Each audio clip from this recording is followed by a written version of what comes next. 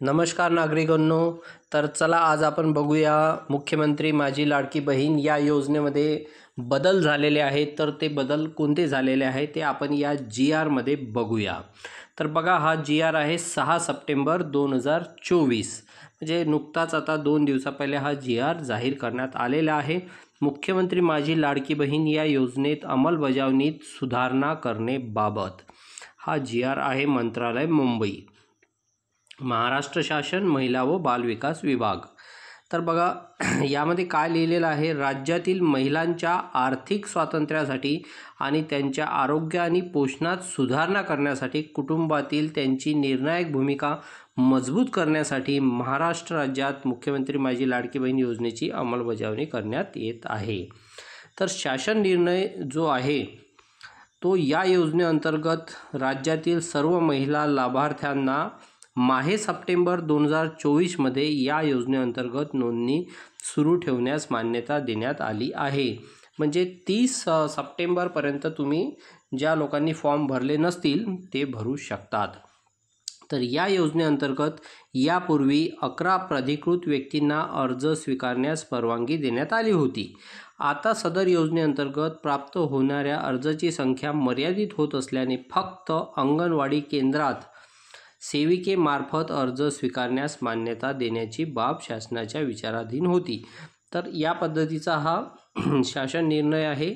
आता सामान्य महिला किंवा जे सेतू केंद्र आहे किंवा इतर कुठले केंद्र आहेत तिथे तुम्हाला फॉर्म भरता येणार नाही. तर डायरेक्टली तुम्हाला अंगणवाडी सेविकापाशीच फॉर्म भरायचा आहे.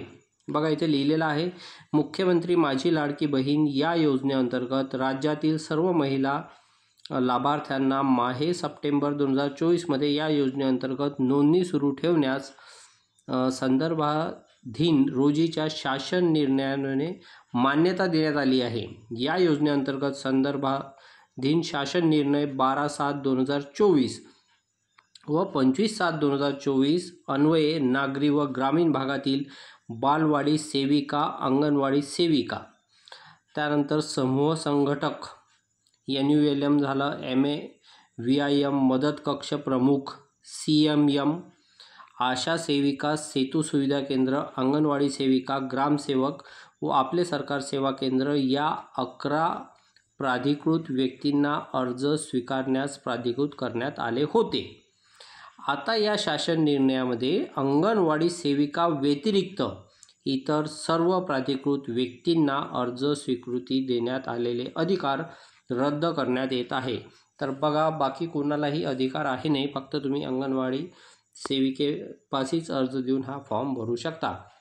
सबब हा शासन निर्णयाच्या दिनांकापासून फक्त अंगणवाडी केंद्रात अंगणवाडी सेविकेमार्फत अर्ज स्वीकारण्यास मान्यता देण्यात येत आहे.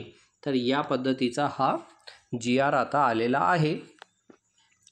त्यानंतर बघा, या व्यतिरिक्त सुद्धा एक न्यूज आलेली आहे, ते सुद्धा मी तुम्हाला सांगतो आहे. आता अर्जाची कठोर तपासणी होणार, लाडकी बहीणबाबत निर्णय. लाडकी बहीण योजनेत आता महिला व बालविकास विभागाने सप्टेंबरमध्ये येणाऱ्या अर्जांची कडक तपासणी करण्याचा निर्णय घेतला आहे. या संदर्भात सॉफ्टवेअरमध्ये काही बदल करता येईल का, असा विचार सुरू आहे, अशी माहिती विभागाचे आयुक्त डॉक्टर प्रशांत नारनवरे यांनी दिलेली आहे. सातारा जिल्ह्यात बनावट अर्ज आढळल्यानंतर हा निर्णय घेण्यात आला असून असे प्रकार आढळल्यास संबंधितावर गुन्हे दाखल करण्याचा इशारा विभागाने दिलेला आहे. लाडकी बहीण योजनेत सातारा जिल्ह्यात एका महिलेच्या नावाने वेगवेगळ्या आधार क्रमांकाद्वारे सुमारे 30 अर्ज केल्याचे उघड झाले. महिला व बालविकास विभागाच्या अधिकाऱ्यांनी या प्रकरणाची चौकशी केली असता त्यानंतर महिला व बालविकास विभागाचे आयुक्त डॉक्टर प्रशांत नारनवरे यांच्या आदेशानुसार विभागाने संबंधिताविरुद्ध गुन्हे दाखल करण्यात आले आहेत. राज्य सरकारने योजनेचा अर्ज करण्यासाठी एका महिन्याची मुदत वाढवलेली आहे. त्यामुळे सप्टेंबरमध्ये मोठ्या प्रमाणात अर्ज येण्याची शक्यता आहे. त्यामुळे यापुढे चौकशी काटेकोरपणे केली जाणार आहे. याबाबत नारनवरे म्हणाले, साताऱ्यातील महिलेने बनावट अर्ज दाखल करून फसवणूक केली आहे. अर्ज तपासण्याच्या सॉफ्टवेअरमध्ये आणखी काही बदल करता येईल का, याचा गांभीर्याने विचार करत आहोत. येणाऱ्या प्रत्येक अर्जाची छाननी केली जाईल. आधार क्रमांक कोणत्या बँकेशी लिंक आहे याचीही चौकशी केली जाणार आहे. तालुका, जिल्हा तसेच जिल्हा प्रशासनाकडून अर्जाची पुन्हा तपासणी करण्याशिवाय आणखी काही निकषांद्वारे अर्जाची तपासणी करण्यात येणार आहे. तर बघा, या पद्धतीचा प्रकार जो आहे तो आपल्या महाराष्ट्रामध्ये सातारा जिल्ह्यात झालेला आहे. तर त्यामुळे इतर सर्व लाडक्या बहिणींचे जे अर्ज आहे ते व्यवस्थित पद्धतीने चेक होणार आहे.